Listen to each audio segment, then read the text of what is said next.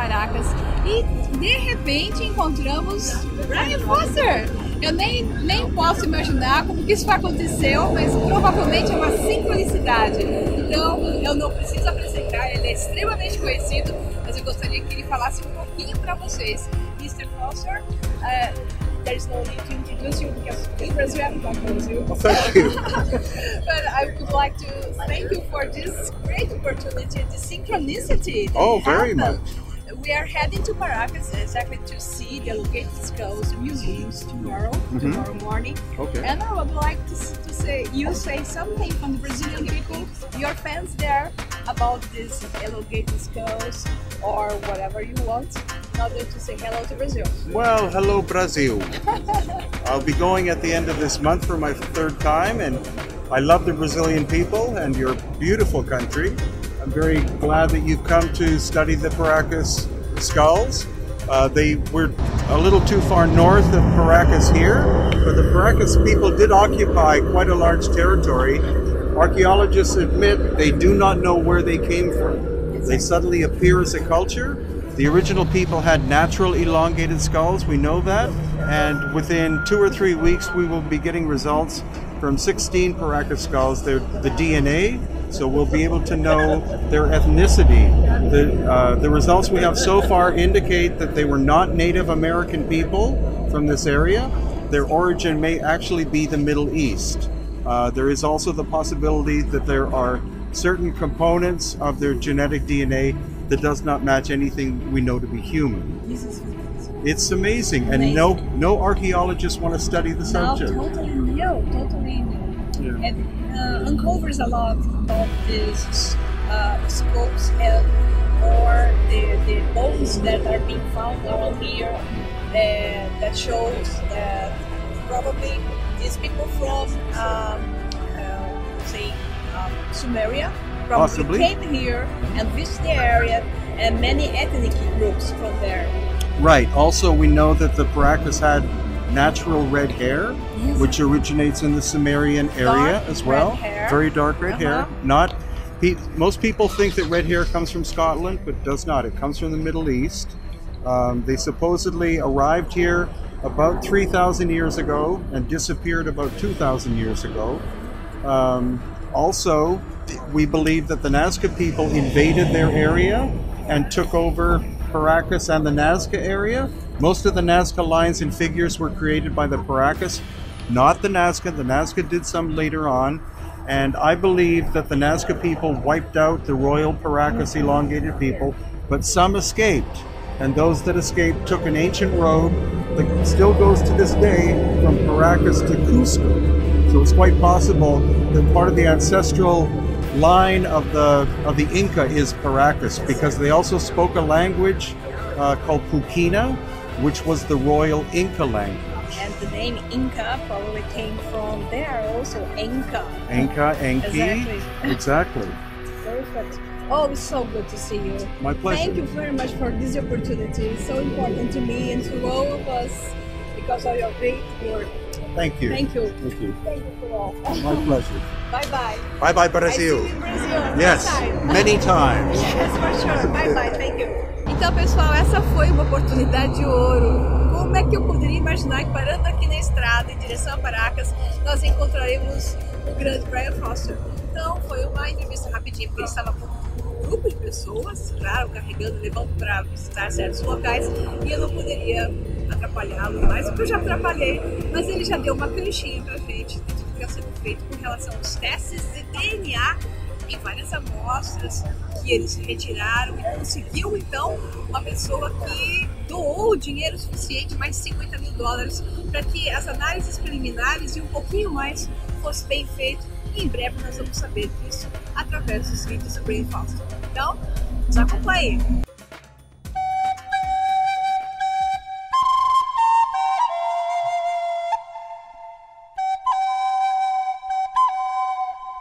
O dia em Paracas começou cedo.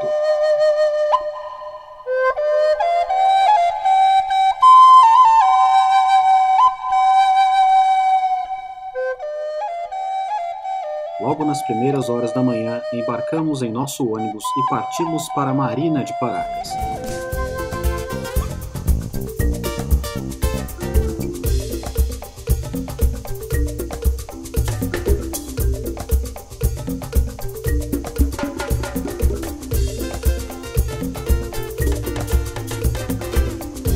chegar na Marina de Paracas, não perdemos tempo. Fomos direto ao nosso barco que já estava esperando o nosso grupo para partir em um passeio para as Ilhas Balestras.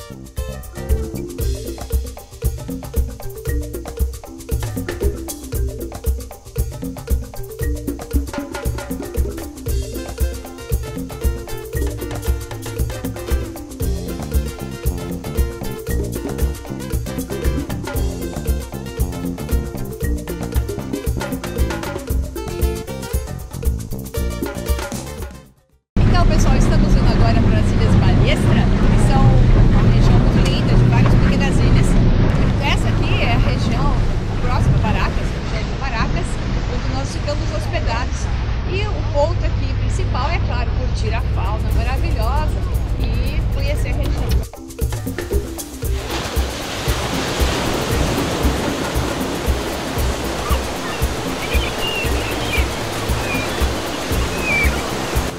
Lobos e leões marinhos, pinguins, pelicanos, gaivotas, entre outros animais, dividem espaço em muitas ilhotas rochosas espalhadas na península.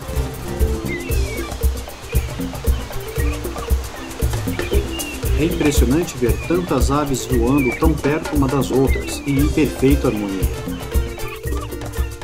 Essas ilhas são um verdadeiro refúgio para a fauna marinha. Centenas de animais vivem pacificamente um ao lado do outro. Mas por trás dessa beleza natural está escondido um grande mistério. Bem ali, em um morro de areia, em uma das ilhotas, está um dos pontos principais de nossa viagem, o famoso Candelabro de Paracas.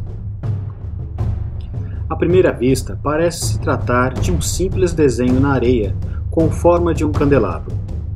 Mas não se engane, o Candelabro de Paracas é sem dúvida um dos maiores mistérios do Peru.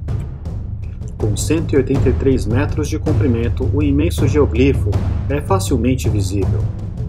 A profundidade de suas linhas são de 1 a 1,2 metros, tendo em sua base um retângulo de 20 por 40 metros. Apesar dos fortes ventos na região, misteriosamente as linhas nunca foram cobertas pela areia. Alguns centímetros abaixo da camada de areia vermelha está uma crosta branca amarelada, muito comum nessas ilhas.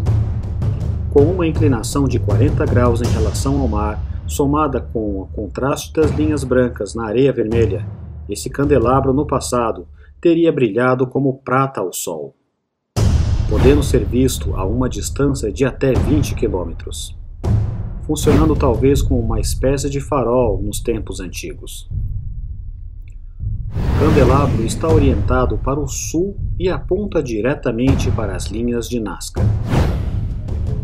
Enquanto estávamos obtendo imagem do candelabro, notamos que alguma coisa estava causando interferência em nossos equipamentos.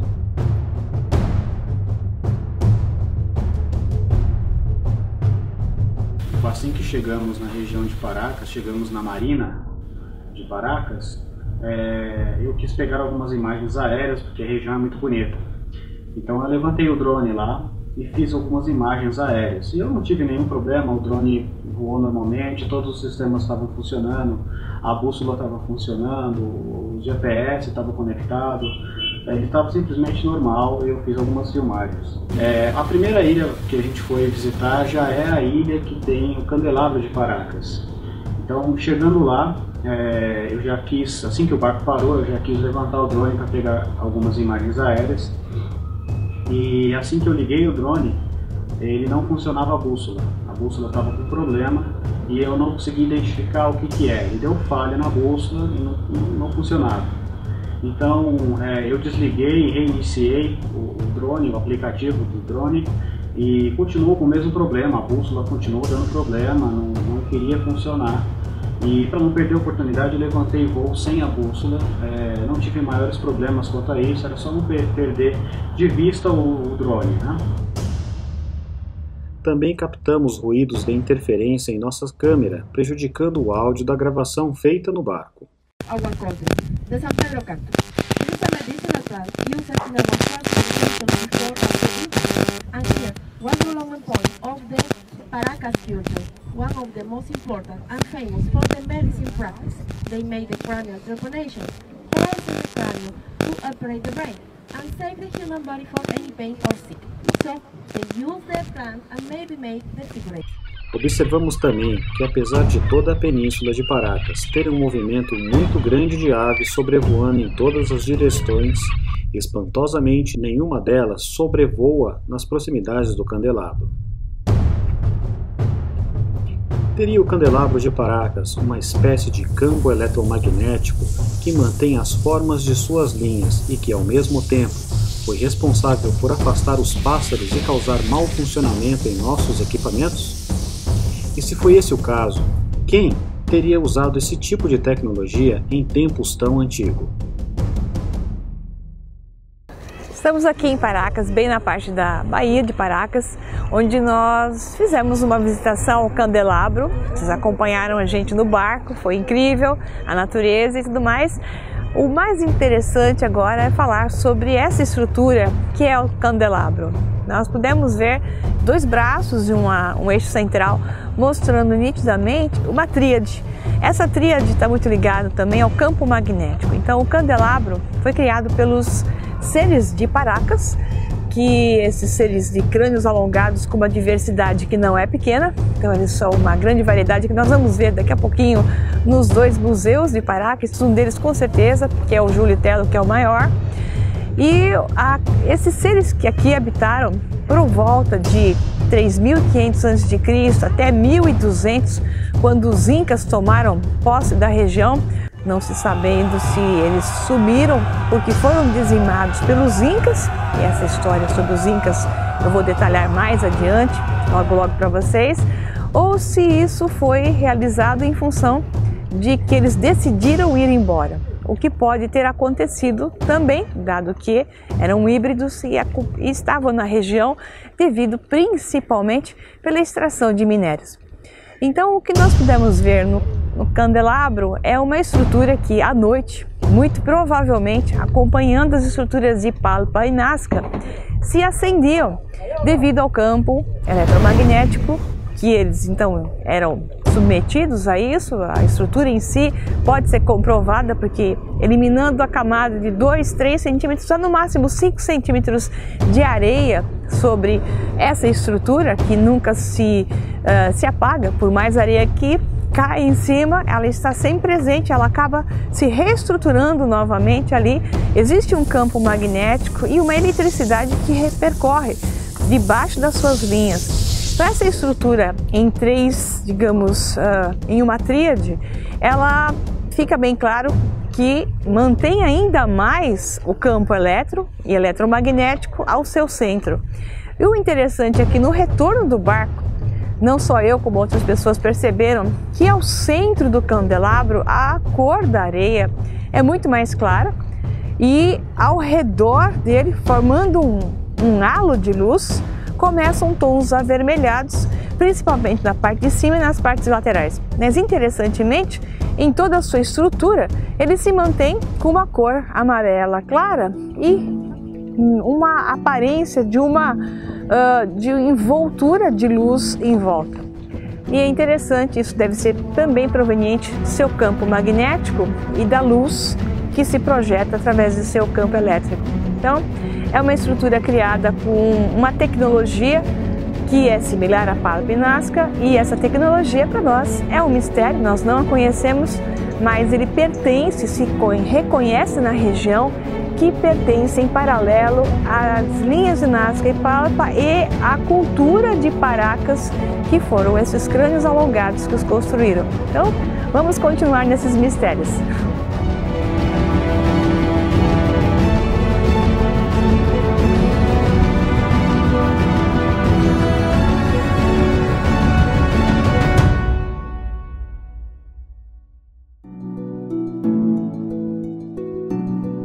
Ainda em Paracas, fomos ao Museu Regional de Ica.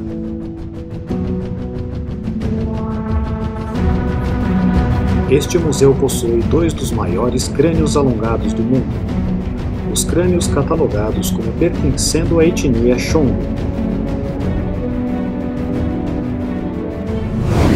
Na entrada do museu, fomos avisados que precisaríamos de uma autorização do Ministério da Cultura para gravar com as câmeras no interior do museu. Apenas fotos e imagens rápidas com celulares foram permitidas. Sem dúvidas, esses crânios são completamente fora do padrão e desafia a teoria convencional da deformação artificial, não só por suas formas alongadas exóticas, mas também por ter um volume nitidamente maior que o crânio humano normal, órbitas oculares grandes, principalmente a inexistência da sutura sagital e da sutura coronal. Afinal, quem realmente eram essas pessoas? Pertenceriam a uma outra ramificação humana ainda não reconhecida oficialmente? Ou até mesmo poderia ser fruto de cruzamentos genéticos de humanos da Terra e seres de outros mundos? E nossas investigações em Paracas continuam. Dessa vez fomos para o Museu Particular Juan Navarro, que está dentro da Marina de Paracas. Olá pessoal, tudo bem? Acabamos de chegar ao Museu Histórico de Paracas, Juan Navarro Riero, onde nós temos um monte de espécimes de crânios alongados, que aqui se chamam crânios alargados, e espécimes diferentes, como crânios com formato de abóbora e por aí vai. Então nós vamos analisá-los lá dentro e vamos explicar o que der dentro do que se conhece a nível de fisiologia, mostrando as diferenças entre Homo sapiens e esses seres. Vamos lá, vamos conosco.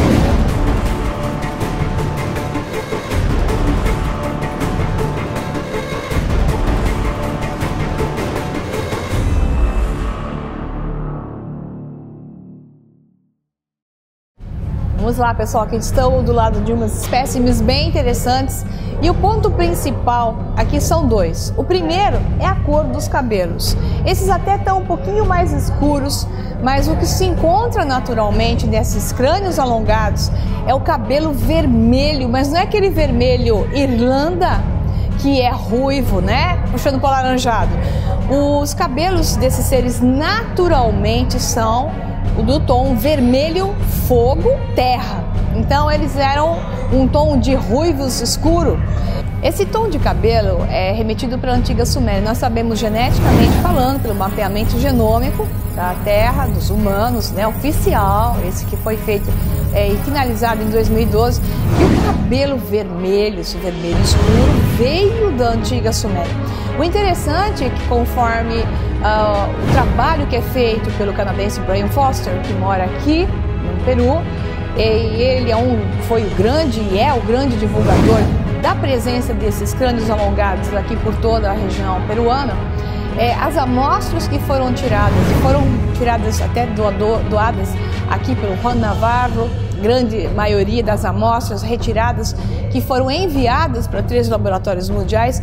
O primeiro resultado dessas amostras, a nível de haplogrupos, mostra que o cabelo vermelho deles, a origem desse cabelo vermelho, realmente é da antiga Suméria. Ou seja, esses seres são os mesmos que estiveram presentes também na antiga Suméria e acabaram doando, digamos assim, o seu DNA para aquilo que somos hoje, né, a população que habita aquela região e que, na verdade, existe essa miscigenação mundial e influência, porque é o que aconteceu. Mas o que vale a pena aqui focarmos é que esses crânios já começam a diminuir de tamanho devido às miscigenações ou hibridizações. Não sabemos se ocorriam naturalmente ou se eram, digamos, feitas por objetivos laboratoriais. E um outro crânio ali do lado, que parece até um crânio de uma criança, mas ele tem proporções diferentes. O queixo é menor, o que denota uma boquinha menor, nariz menor, tem dentinhos, né? Mas a cabeça também alongada. Ou seja, existe uma grande variedade de seres em linhas de tempos variados, aonde, pelo mapeamento do carbono 14, começa mais ou menos 900 depois de Cristo, esses que foram encontrados nessa região de Paracas, até 1200 depois de Cristo. Então, ao que parece, uma grande variedade de seres esteve por aqui e também ocorreu a hibridização. Os crânios foram diminuindo aos poucos e ganhando mais placas, aproximando-se do Homo sapiens, mas constantemente se encontram amostras totalmente diferentes, radicalmente distantes do que seria o Homo sapiens, como é o caso daquele do lado de lá e outras amostras que estão por aí. Então, vamos continuar vendo mais coisas por aqui.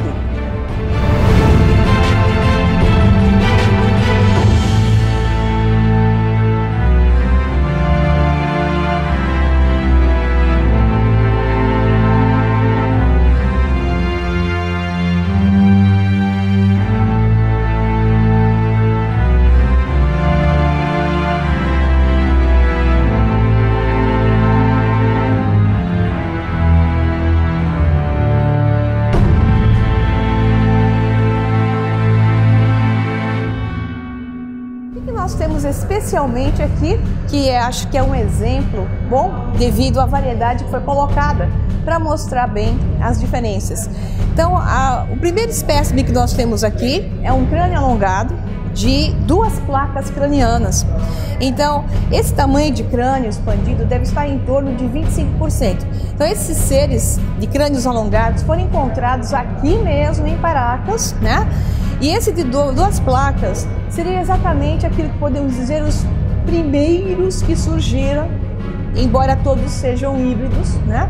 São seres híbridos que viveram na Terra por alguns milênios, que muito provavelmente chegaram aqui após o que se chama de queda de Atlântida, grande dilúvio, quando as terras da região, as águas baixaram, as terras se tornaram novamente seguras e foram construídas algumas estruturas, como as estruturas de Caral, que provavelmente era pré-Atlântida e talvez tenham sido retomadas por alguns desses seres, porque a variedade é grande, e que então continuaram existindo até o que se reporta devido ao carbono 14 dos esqueletos, mais ou menos até 1200 depois de Cristo, quando houve algum problema que eles desapareceram. Então a cultura de Paracas, nesses cemitérios que estão aqui em volta da região, no alto das montanhas, contém esses esqueletos. Os ossos geralmente estão desmembrados, difícil montar um esqueleto no geral, mas assim, a nível físico, a aparência física da estrutura do corpo muito parecida com a nossa Homo sapiens sapiens. A grande variedade está especialmente na altura, que eles tinham de 1,90 m até 2,5 m de altura aproximadamente.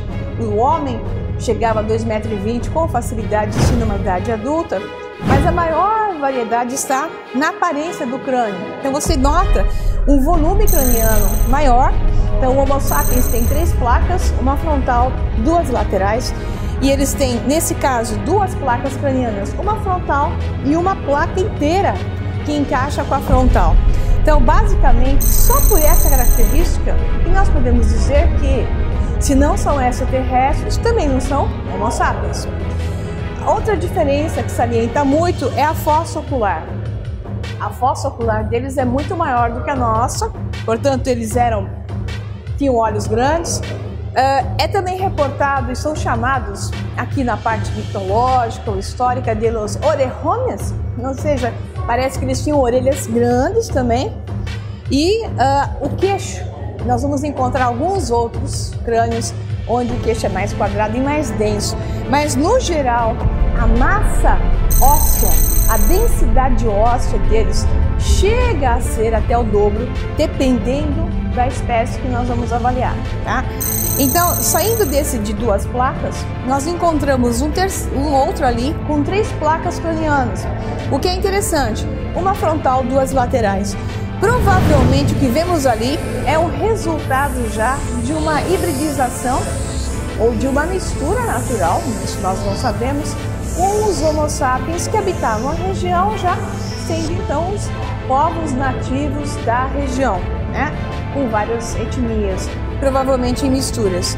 Então ali mantemos as mesmas características, um queixo também razoavelmente pronunciado, embora existam outros ainda mais quadrados do que eles. Um outro aspecto interessante aqui é a estrutura que está logo aqui embaixo desse crânio, conhecido por ter sido encontrado por Lloyd Pye, um pesquisador americano já falecido recentemente. E essa estrutura pode ser pesquisada na internet com o nome de Star Child, Criança das Estrelas. Lloyd Pye gastou acho que os 20 últimos anos de sua vida tentando provar que isso era um extraterrestre. Ele foi, claro, dilapidado, cientificamente destruído, mas ele continuou sustentando. Interessantemente, aquela era uma única estrutura encontrada na América do Norte e esta é uma equivalente estrutura craniana, idêntica de Lloyd Pye, encontrada aqui no Peru.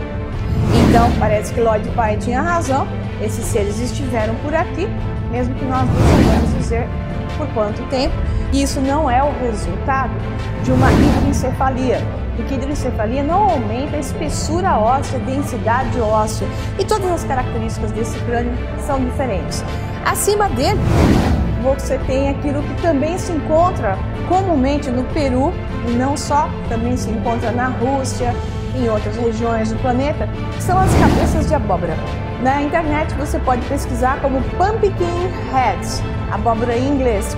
Então esse tipo de estrutura de cabeça, geralmente são cabeças de formato de abóbora achatadas e prolongadas, não são resultado de hidroencefalia. Tem uma diferença também nos olhos, na boca, alguns têm mandíbulas, esse espécime não tem, né? E ele tem uma abertura aqui em cima, mas que da fontanela, que pode ter sido, digamos, causada pela morte, ou foi quebrada após a exposição. Então esses espécimes são extremamente interessantes.